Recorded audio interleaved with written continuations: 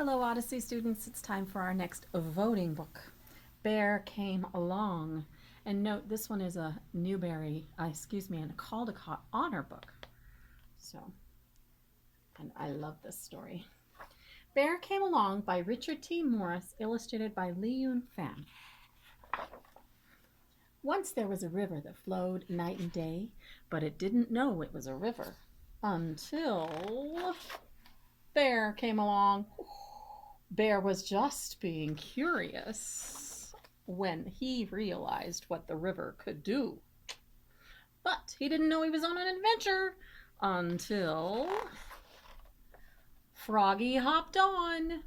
Froggy was a lonely frog who was looking for a friend, but she didn't know how many she had.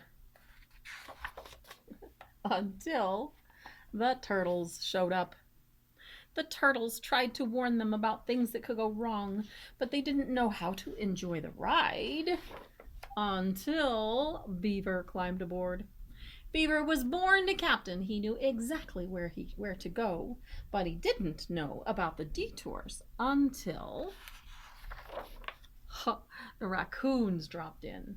The raccoons were so excited about the twists and turns that were ahead, but they didn't know they had to be careful until they crashed into Duck.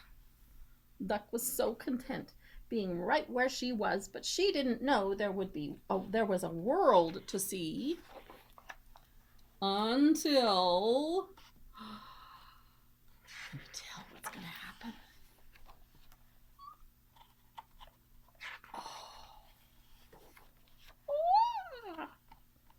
You probably guessed. Bear held on to Froggy. Froggy held on to Turtles. Turtles held on to Beaver. Beaver held on to Raccoons.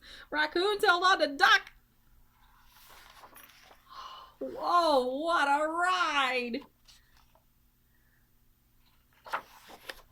So many different animals living their separate lives, but they didn't know they were in it together until